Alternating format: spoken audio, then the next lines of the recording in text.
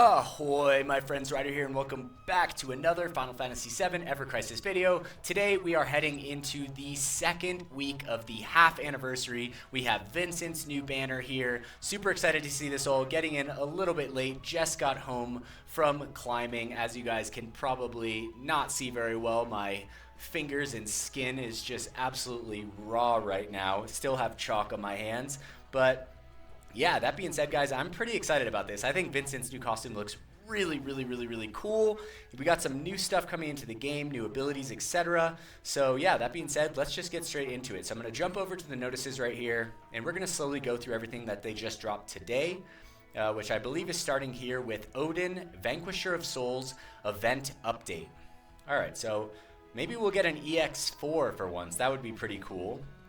Alright, so let's see here. As of March 12th, new exchangeable items have been added to the ongoing event. The Horns Exchange and Silver Horseshoe Exchange event have been updated. It does not look like we have a new battle. Maybe we do, but at least they're not saying anything about it right now. Then we also have battle ranking number 8, Arbiters of Judgment on now. Guessing this is going to highly favor Vincent for this one. So it should be pretty interesting. Let's see what information we can get from this. Alright, the ranking in Battle 8 will be based on the total score, so that hasn't changed from any of the past ones right here. It will last from March 12th to March 18th, and the results announcement will be from March 19th through to March 25th. Alright, let's see here. No information that is new. Addition of score attack. Score attack, which allows players to challenge rankings without consuming stamina, has been added. Interesting. So, because up until this point, I'm pretty sure battle ranking has always costed stamina. I'm not sure that if this is new for this one. It does feel like it is.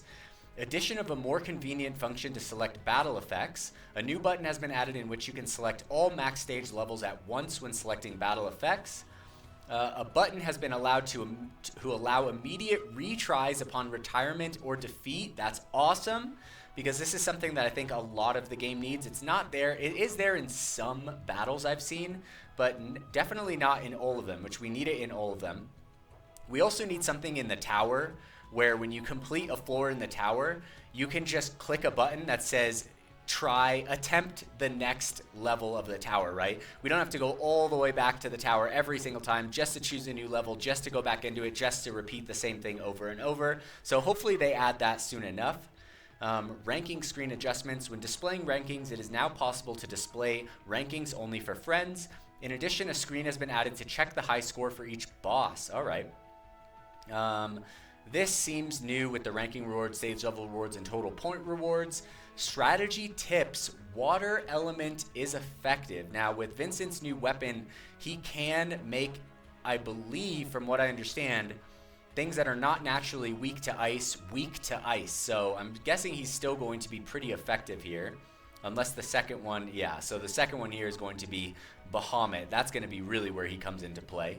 All right, the first one's going to be against the Knight of Judgment, and the second one right here, physical attacks are effective against Bahamut. Definitely sounds like it's going to be a fun one. Bahamut in battle ranking sounds fun to me. All right, then we have the talk of the hour, and I already did a video on this showing like the teaser video through the Final Fantasy Ever Crisis X page. So Vincent's limit break draw is on now. Guys, he looks freaking awesome. I think, we'll take a look at this costume later on in this video, but I think this is definitely my favorite Vincent costume of all of them. The gun looks super sick as well. All right, so let's take a look at this here.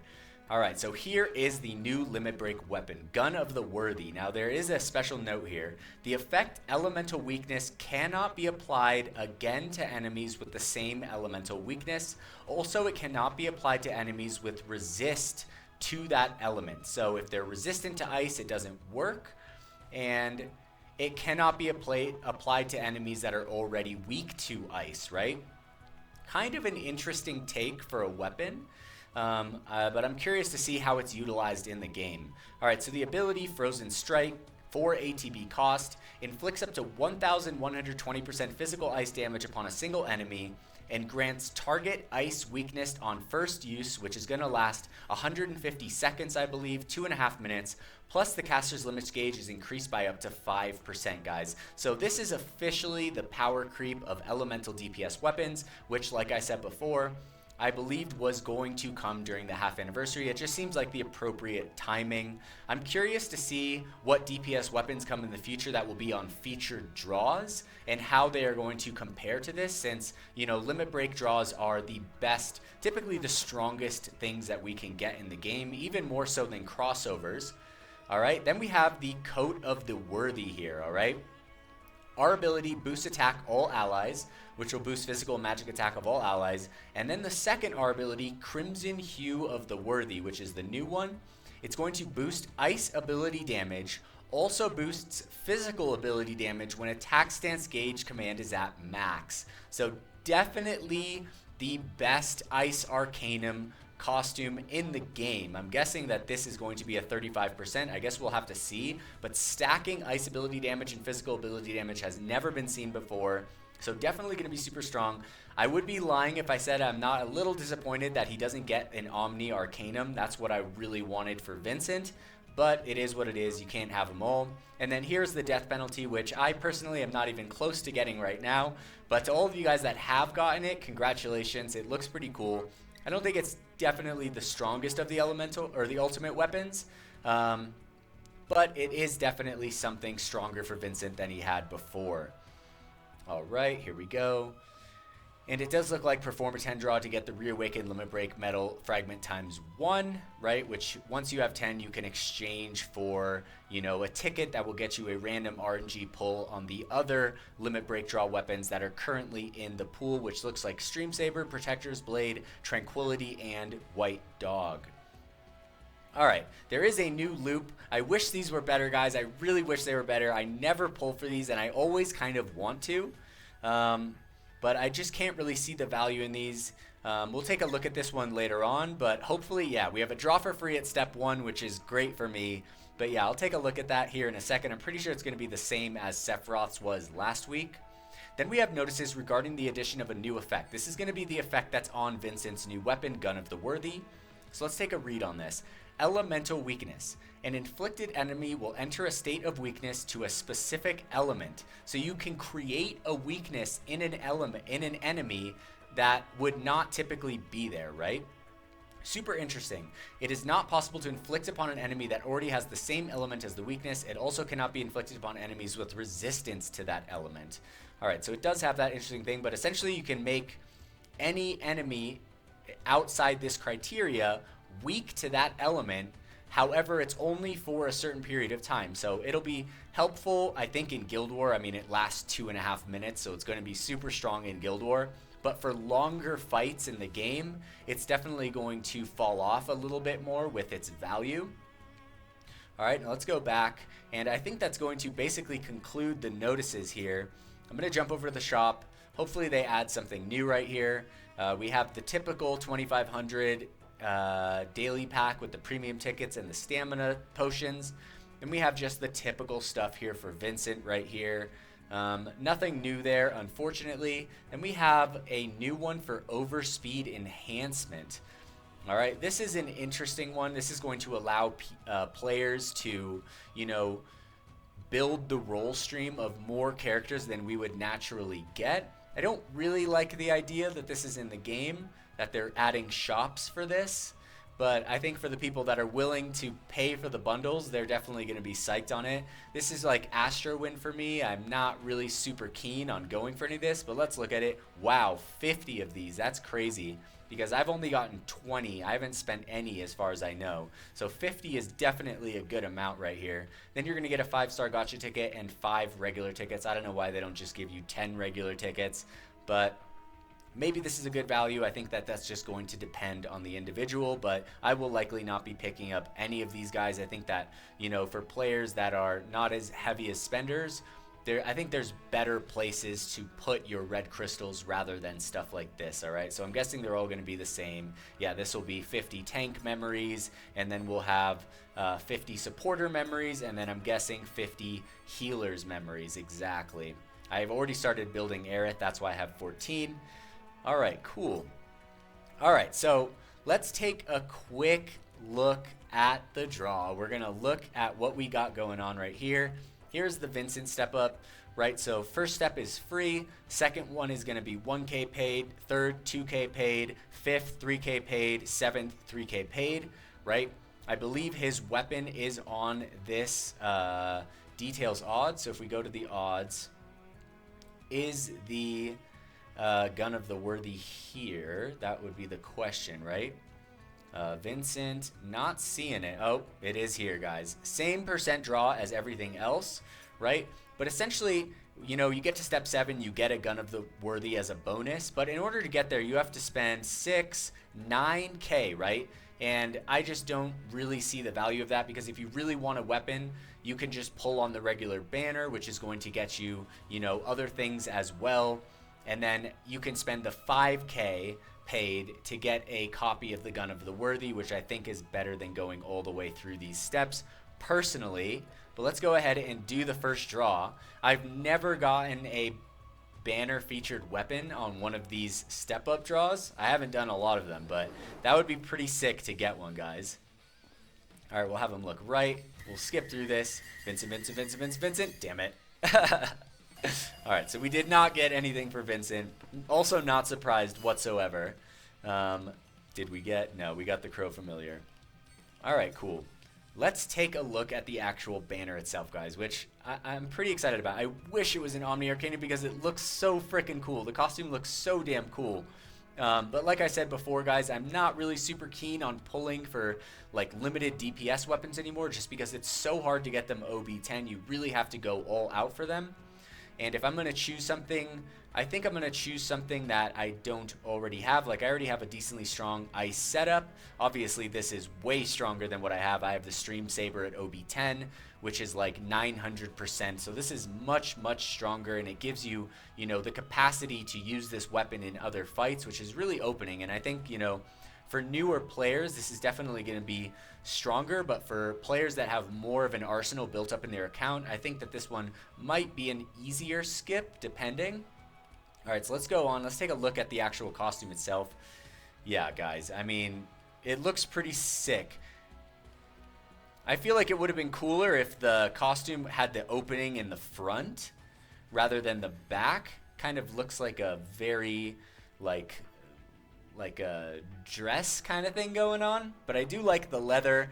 The top half of his costume is so sick, guys. I like this necklace thing he's got going on, the armor on his right arm, the chains, you know, it just suits Vincent. The headband looks sick. I like the red tattoos coming up onto his face. Honestly, still my favorite costume, I would say, for Vincent, guys. It looks absolutely badass. Although I still really like his original Limit Break Draw costume for White Dog, the Stray Dog costume, I believe. I thought that one was super badass as well. All right, now let's just take a quick look at the weapon itself and see what we're working with. We'll take a look at the stamp cards. All right, so it is going to be the same as Sephiroth's here. You'll have 3 guaranteed copies on the second page, which essentially is going to guarantee you an OB3 copy of the weapon. Now let's figure out exactly what that means. Let's first look at the costume here. We already know the boost attack to all allies, 10 points, gets you physical magic attack plus 10 and 5% to each of them. Here's Crimson Hue of the Worthy. So it's not quite an Arcanum, guys, but holy shit. Attack stance command gauge max physical ability damage plus 20%. It's such a bummer that the weapon is limited because it really forces you to go all in on the banner. I found that, you know, OB6 limited weapons have their use, but you really want to be getting them to OB10, especially if you're trying to, you know, compete in the harder areas of the game, the harder bosses in the game. You know, it just makes it, you know, you have the full thing built, right? Which is why I've become increasingly more hesitant about building limited DPS weapons unless I can really go for them like OB7, OB8, you know, on the draws, and then I can slowly build them over time later. But I'm less inclined to take them to OB6 as I was before. I think support weapons are probably the cream of the crop on limited banners.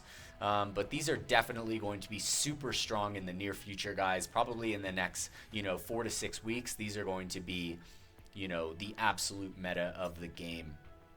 All right, now let's take a look at the weapon itself. All right, Gun of the Worthy. Let's take a look at OB1 level 120, physical attack 396.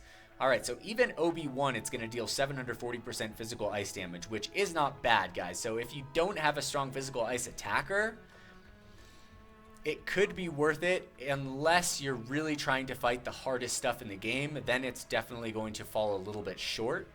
Also applies Ice Ailment, Ice Weakness 30% at OB1.